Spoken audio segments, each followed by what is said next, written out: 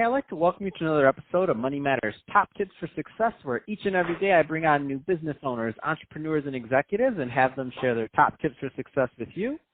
My name is Adam Torres. You can follow me on Instagram at AskAdamTorres. Keep up with my book releases, book tour schedule, signings, all that other good stuff. Always love to connect with you there. And as always, if you'd like to apply to become a co-author of one of my upcoming books, just head on over to the website, moneymatterstoptips.com, and click on Become an Author to apply. All right, so today I have Sarah Miller on the line, and she's the CEO over at Access Entertainment, which is an experiential PR firm focused in tech, entertainment, and lifestyle. Sarah, welcome to the show. Thank you. It's good to be here. So I'm excited to get into what you're doing over at Access Entertainment, but before we do that, let's get a little bit further in your background. So how did you get started in your career and in business? I think I've been in PR and experiential branded events my entire life since I graduated and another lifetime ago. So I've been at agencies, worked with a lot of big brands, coordinated a lot of big events from fashion shows, sporting events, a lot in tech. So I've just kind of stayed in the same realm. And then I started my own agency about 12 years ago. When I was running a bigger agency up in Silicon Valley, I decided to take off on my own. And ever since then, I've been on my own running Access Entertainment. Man, that's exciting. And, there's something that you did that, a lot of people dream of, and that is they dream of, they have all this expertise. They have years of accumulated knowledge, and, one day they want to go off and do their own thing and maybe start their own company. Now, you managed to take that leap. There's some people listening right now who are still kind of thinking about it, who are still kind of in that, on the other side, so to speak. What kind of advice and it doesn't have to be in PR, just in general, entrepreneurs in general, what kind of advice would you give to that entrepreneur right now that's listening to this, that they got a lot of experience, they've been in their industry for a long time, they have this idea or concept and they want to go launch it, but they just kind of haven't quite done it yet?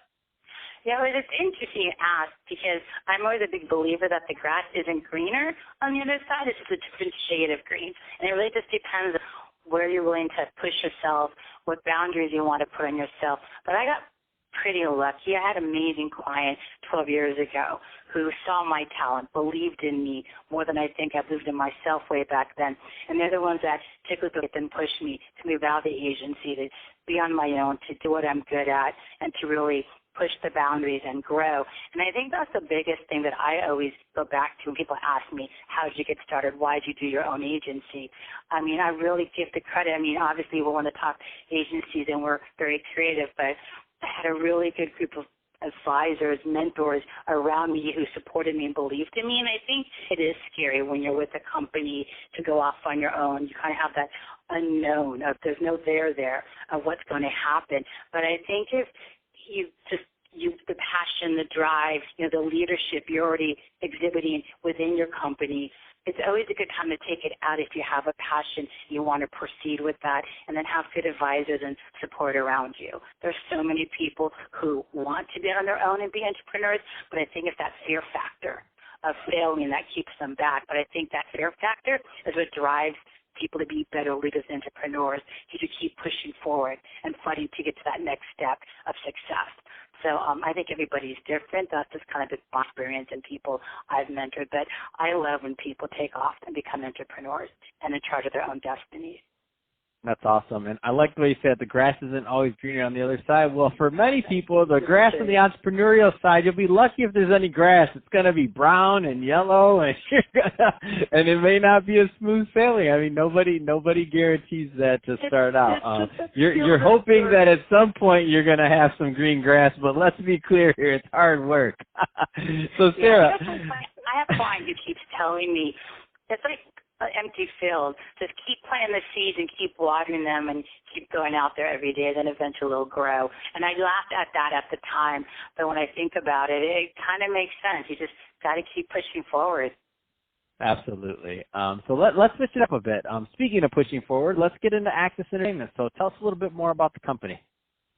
Yeah, so we're a full-service experiential agency. We're very big on the creative, strategic, go-to-market, public relations, strategy, brand, entertainment, and execution on the ground. We're big, in the sports, and a lot of tech. We have the tech industry. We work with the startups, so a lot of this is strategic, creative, public relations. We're working with startups. We're working with entrepreneurs who have decided to get into the startup world, great ideas, getting the funding, or helping them succeed, thrive, and survive on their own as entrepreneurs to reach that next point. So it's an exciting area. We also produce and run the largest award show in the industry globally for mobile tech and entertainment. So we created the Media Excellence Awards 12 years ago to honor innovation, leadership in all things tech, entertainment, and lifestyle for not just the big brands who are doing great innovative work, but for leadership, for startups, CEOs who are doing startups and in the first 5-10 years getting their companies to market. So we put a lot into, getting other entrepreneurs out there as quickly as we can. And so, so that being said, what are, there's a lot of people listening right now that are in the startup space or that are in the tech space, and they're listening. They're like, okay, this woman's on here. She talked about PR firm. What are some of the things that you find that a lot of startups and/or new businesses do wrong when it comes to their relations with PR? Because I don't think everybody understands the importance or what that even means. Yeah, so public relations and publicity are two different things. And if you look back to some of the great legendaries in our industry of tech, Bill Gates, you look at, you think Steve Jobs, Larry Ellison, all these big guys have written books. And for example, I'm a Mac user, I'm an iPhone girl, so the Steve Jobs, in one of his books, he didn't have a publicity problem. He had a lot of press, a lot of people talking about and press about Apple and where he was going with the Macs. He had a public relations problem, telling the story at the right time, at the right place, the right market. He's got to leave an impact in whatever market he's in. And, everybody's racing the global economy to be recognized. So publicity and public relations are two separate things, and that's kind of the start of an education process. Because like you said, most people don't understand what PR is, and it's more than just putting out a press release. It's getting into the market. It's getting that strategy, getting creative to make your mark, to tell your story, to be seen and viewed as authority leader in your space. And it's like the bike. All the spokes have got to be moving forward to get to that next level. It's not just about the press. It's not just about the messaging. It's about how to position yourself. It's about getting funding, the right way to get funding. And I think there's a big misperception with a lot of these startups who don't want to do public relations or think if they put out a press release or a Twitter or a post on their LinkedIn, build it and they will come. And 10, 15 years ago, that would, but in today's market, 97% of companies, startups, fail miserably in the first year or two when they don't have public relations.